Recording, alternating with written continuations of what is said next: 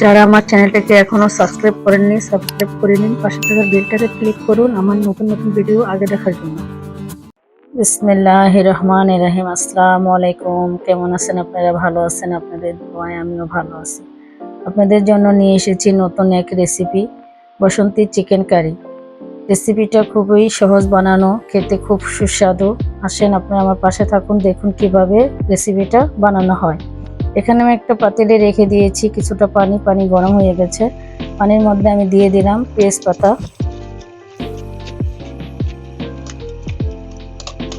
এখানে দিয়ে দিব আমি কিছুটা কাঁচামরিচ 7-8টা, কিছু ধনিয়া পাতা দিয়ে দিব সাথে। এখন আমি ভালো করে 1 মিনিটের জন্য সিদ্ধ করে নিব।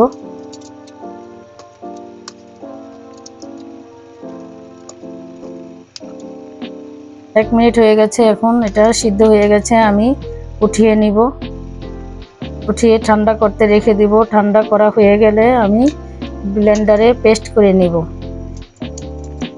পানিটা আপনারা ফালিয়ে দিবেন না, পানিটা রেখে দিবেন, পরে কাজে আসবে। এখানে আমি কড়াই বসিয়ে দিয়েছি, কড়াই গরম হয়ে গেছে। এখানে আমি কিছুটা তেল দিয়ে দিলাম। তেলটা গরম হয়ে গেছে, আমি এখন লবণ দিয়ে দিব। মিডিয়াম সাইজের 2টা আলু কেটে রেখেছি, আলুটা আমি এখন ফ্রাই করে নেব।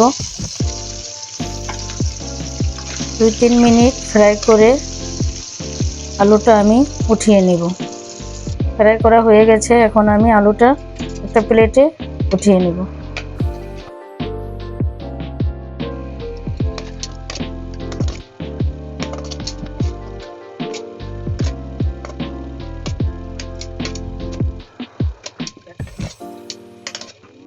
দুটা তেজপাতা গরম তেলে আমি দিয়ে দিব। মিডিয়াম সাইজের 2টা পেঁয়াজ আমি কুচি করে রেখেছি, এটা দিয়ে দিব তেলে। তেলে দিয়ে আমি ভালো করে পেঁয়াজটা ফ্রাই করে নিব।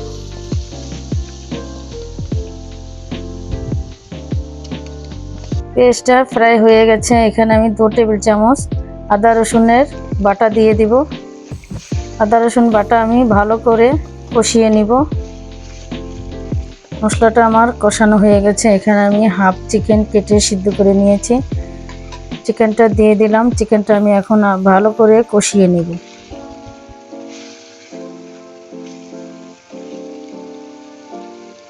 চিকেনটা আমার কষানো হয়ে গেছে, এখন আমি দিয়ে দিব হাফ টেবিল চামচ ধনে গুঁড়ো, সামান্য একটু হলুদ, 1 টেবিল চামচ গরম মশলা। এখন ভালো করে কষিয়ে নিব। এখানে আমি আলু ফ্রাই করে রেখেছি, এটা দিয়ে দিব।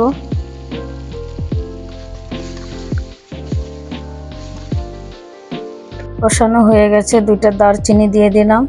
পাতাটা আমি ব্লেন্ডারে পেস্ট করে নিয়েছি, এটা আমি ঢেলে দিলাম। এখন ভালো করে কষিয়ে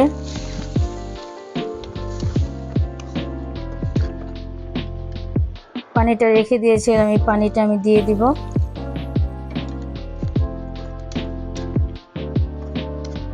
5 মিনিটের জন্য আমি রেখে দিব। এখন 5 মিনিট আমার হয়ে গেছে, চিকেন কারি হয়ে গেছে। এখন আমি একটা প্লেটে ঢেলে নেব। আমার চিকেন কারি হয়ে গেছে।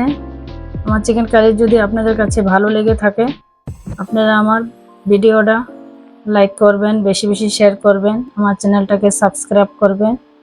আপনাদের জন্য নতুন ভিডিও যেন আমি নিয়ে আসতে পারি। আল্লাহ হাফেজ।